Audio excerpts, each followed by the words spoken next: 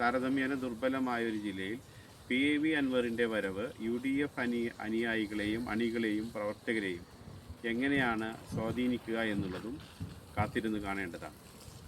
മറ്റൊരു പ്രദേശം, മറ്റൊരു അസംബ്ലി കോൺസ്റ്റിറ്റ്യുവൻസി ഇടുക്കിയാണ്. എന്തുകൊണ്ടാണ് ഇടുക്കി പ്രസക്തമാകുന്നത്?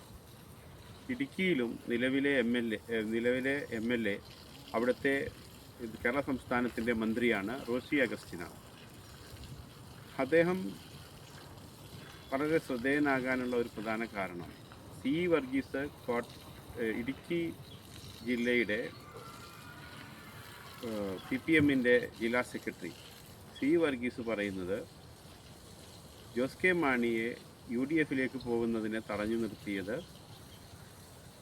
റോഷി അഗസ്റ്റിനാണ് എന്നുള്ളതാണ്. മധ്യ തിരുവിതാംകൂറിൻ്റെ ആ പ്രദേശങ്ങളിൽ കോട്ടയം ഇടുക്കി മേഖലയിലുള്ള ഈ പ്രധാനമായും മാണി കോൺഗ്രസ്സിലും ജോസ് കെ മാണി വിഭാഗം നയിക്കുന്ന കോൺഗ്രസ്സിലും ജോസഫ് വിഭാഗം നയിക്കുന്ന കേരള കോൺഗ്രസ്സിലുമുള്ള അണികളുമായി നമ്മൾ ആശയവിനിമയത്തിൽ ഏർപ്പെട്ടാൽ നമുക്ക് മനസ്സിലാക്കാൻ സാധിക്കുന്നത്, കോൺഗ്രസ് പ്രവർത്തകരുമായി ആശയവിനിമയത്തിൽ ഏർപ്പെടുമ്പോഴും നമുക്ക് മനസ്സിലാക്കാൻ സാധിക്കുന്നത് ഇവർക്കിടയിൽ ഒരു മ്യൂച്വൽ ട്രസ്റ്റ് ഇല്ല എന്നുള്ളതാണ്. ഒരു മ്യൂച്വൽ ട്രസ്റ്റ് ഇല്ല. ജോസഫ് വിഭാഗത്തിന് കഴിഞ്ഞ തവണ നിയമസഭാ തെരഞ്ഞെടുപ്പിൽ 10ൽ 2 സീറ്റുകളിലെ വിജയിക്കാൻ കഴിഞ്ഞുവെങ്കിലും അതിൻ്റെ കാരണം പലയിടത്തും കോൺഗ്രസ് അവരെ സഹായിക്കാത്തതാണെന്ന് അവർ കരുതുന്നു. അതുപോലെ തന്നെ കോട്ടയത്തെയും ഇടുക്കിയിലെയും പല കോൺഗ്രസ്സുകാരും കരുതുന്നത് ജോസഫ് വിഭാഗത്തിൻ്റെ പിന്തുണയില്ലാതെ തന്നെ തങ്ങൾക്ക് വിജയിച്ചു വരാൻ കഴിയുന്ന സ്ഥലങ്ങൾ ഇവിടെയുണ്ട്. അവിടെ ജോസഫ് വിഭാഗം തങ്ങൾ മത്സരിക്കുന്ന ഇടങ്ങളിൽ തങ്ങളെ വേണ്ട രീതിയിൽ സഹായിക്കുന്നില്ല എന്നുള്ളതാണ്.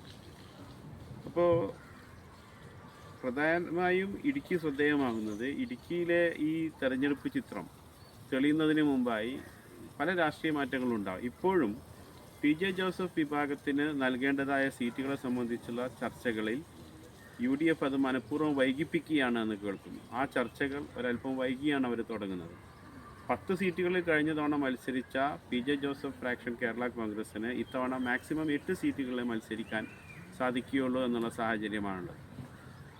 അപ്പോൾ അങ്ങനെ വരുമ്പോൾ അല്ലെങ്കിൽ ഒരുപക്ഷെ 10 സീറ്റുകളിൽ 4 സീറ്റ് കോൺഗ്രസ് പിടിച്ചെടുക്കണം എന്ന് കരുതുന്നവരുണ്ട്. കഴിഞ്ഞ തവണ നിന്ന് വ്യത്യസ്തമായി ഇത്തവണ ഇടുക്കി കോൺസ്റ്റിറ്റ്യുവൻസിയിൽ നിന്ന് കോൺഗ്രസ് തന്നെ മത്സരിക്കണം എന്ന് കരുതുന്നവരുണ്ട്. അതുപോലെ ഈ മധ്യമേഖല LDFിൻ്റെ നേതൃത്വത്തിലുള്ള മധ്യമേഖലാ യാത്ര ജോസ് കെ മാണിയുടെ നേതൃത്വത്തിൽ ആരംഭിക്കുമ്പോൾ ആ ജാഥ അവസാനിക്കുന്നത് വരെ ജോസ് കെ മാണി LDFിൽ ഉണ്ടായേക്കുമോ എന്ന് ഡൗട്ട് പ്രകടിപ്പിക്കുന്ന ആളുകൾ കോട്ടയം ഇടുക്കി ജില്ലയിൽ ഈ കേരള കോൺഗ്രസ്സുകളിലുമുള്ള ആളുകൾ കൂട്ടത്തിലുണ്ട്. അപ്പോൾ ഇത്തരത്തിൽ ഈ ജോസഫ് വിഭാഗത്തിന് നൽകേണ്ടതായ സീറ്റുകളെ സംബന്ധിച്ചുള്ള ചർച്ചകൾ വൈകിപ്പിക്കുന്നു. ഒരുപക്ഷെ ജോസഫ് വിഭാഗത്തിൽ ഒരു ഫ്രാക്ഷൻ LDFിലേക്ക് പോയേക്കുമെന്നുള്ള അഭ്യൂഹങ്ങൾ പരക്കുന്നു.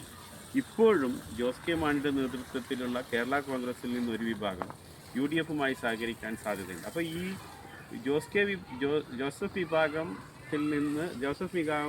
കഴിഞ്ഞ തവണ മത്സരിച്ച 10 സീറ്റുകളിൽ ഏതാനും സീറ്റുകളിൽ ഒരു തരത്തിലുള്ള ചർച്ചയും നടക്കാതെ അല്ലെങ്കിൽ ജോസഫ് വിഭാഗമുള്ള ചർച്ച അവർ ഡിലേ ചെയ്യിക്കുന്നതിൻ്റെ കാരണം ഒന്നുകിൽ ജോസ് കെ മാണി വിഭാഗം കേരള കോൺഗ്രസ് തങ്ങളോടൊപ്പം വരുമെന്ന് അവരിപ്പോഴും പ്രതീക്ഷിക്കുന്നുണ്ടാവും, ഒരു ചെറിയ വിഭാഗമെങ്കിലും. അത്തരം വരുന്ന വിഭാഗത്തിലെ നേതാക്കൾക്ക് മത്സരിക്കാനുള്ള സീറ്റുകൾ മാറ്റിവെക്കാനായിരിക്കുമോ ജോസഫ് വിഭാഗവുമായുള്ള സീറ്റ് ചർച്ചകൾ UDF വൈകിപ്പിക്കുന്നത് എന്നുള്ള സന്ദേഹം വളരെ പ്രബലമായി തന്നെ ഇവിടെയുണ്ട്. അപ്പോൾ ഇടുക്കി സീറ്റിൻ്റെ രാഷ്ട്രീയ പ്രസക്തി എന്ന് പറയുന്നത് ഇടുക്കി സീറ്റിൽ നിന്ന് ആര് വിജയിക്കും, ആരവിടെ സ്ഥാനാർത്ഥിയാകും എന്നുള്ളത് മാത്രമല്ല, UDFിനും LDFിനും അകത്തുള്ള ആ മുന്നണിക്കകത്തുള്ള ഘടകകക്ഷികളിൽ ഏതൊക്കെ തരത്തിലുള്ള രാഷ്ട്രീയ ചാഞ്ചാട്ടമുണ്ടാകും, ആ ചാഞ്ചാട്ടം എങ്ങനെ ഇടുക്കിയെ സ്വാധീനിക്കും എന്നുള്ളത് കൊണ്ട് കൂടിയാണ് അത് പ്രസക്തമാകുന്നത്. മാത്രവുമല്ല, കഴിഞ്ഞ തവണ റോഷി അഗസ്റ്റിൻ വിജയിച്ച സമയത്ത് UDFിനകത്തു നിന്ന് അദ്ദേഹത്തിന് പിന്തുണ ലഭിച്ചുവെന്നും അങ്ങനെ UDFിൻ്റെ സ്ഥാനാർത്ഥിയെ വേണ്ട രീതിയിൽ സഹായിക്കാതിരിക്കുന്നതിന് വേണ്ടി UDFിലെ തന്നെ പല പ്രമുഖർക്കും റോഷി അഗസ്റ്റിൻ പണം നൽകിയവരെ സ്വാധീനിച്ചു എന്നൊക്കെയുള്ള കിംവദന്തികൾ കോട്ടയം ഇടുക്കി മേഖലയിൽ വലിയ രീതിയിൽ തന്നെ സ്പ്രെഡ് ചെയ്യുന്നുണ്ട്. അപ്പോൾ രാഷ്ട്രീയ കേരളം ഉറ്റുനോക്കുന്ന ഈ 2 അസംബ്ലി സെഗ്മെൻറ്റിലെയും തെരഞ്ഞെടുപ്പ് വിശേഷങ്ങൾക്കായി നമുക്ക് വീണ്ടും കാത്തോർത്തിരിക്കേണ്ടതുണ്ട്. അതോടൊപ്പം തന്നെ ഘടകകക്ഷികൾക്കിടയിൽ എന്തെല്ലാം മാറ്റങ്ങളുണ്ടായേക്കുമോ, UDFിലെയും LDFിൻ്റെയും ഭാഗമായ കേരള കോൺഗ്രസ്സുകളിൽ ഉണ്ടായേക്കാവുന്ന മാറ്റം ഇടുക്കി അസംബ്ലി കോൺസ്റ്റിറ്റ്യുവൻസിയിലെയും കോട്ടയം ഇടുക്കി പത്തനംതിട്ട മേഖലയിലെ രാഷ്ട്രീയത്തെയും എങ്ങനെ സ്വാധീനിക്കുമെന്നുള്ളത് നമുക്ക് കാത്തിരുന്ന് കാണേണ്ടതുണ്ട്. നിലവിലെ സാഹചര്യത്തിൽ LDFന് വലിയ രാഷ്ട്രീയമായ തിരിച്ചടി മധ്യ തിരുവിതാംകൂറിൽ നിന്നും മലബാറിൽ നിന്നും ഉണ്ടാകുമെന്നുള്ളത് വ്യക്തമാണ്. ആ ഒരു സാഹചര്യത്തിൽ BJP കുറേ കൂടി ശക്തമായ തെക്കൻ തിരുവിതാംകൂറിലെ തിരുവനന്തപുരം, ആലപ്പുഴ ജില്ലകളിൽ നിന്നാണ് കൂടുതൽ സീറ്റുകൾ നേടാൻ പൊതുവിൽ ഇന്നത്തെ സാഹചര്യത്തിൽ LDFന് സാധ്യത. അപ്പോൾ ഇത്തരം രാഷ്ട്രീയ വിശകലനങ്ങളുമായി നമുക്ക് വീണ്ടും കാണേണ്ടതുണ്ട്. നന്ദി, നമസ്കാരം.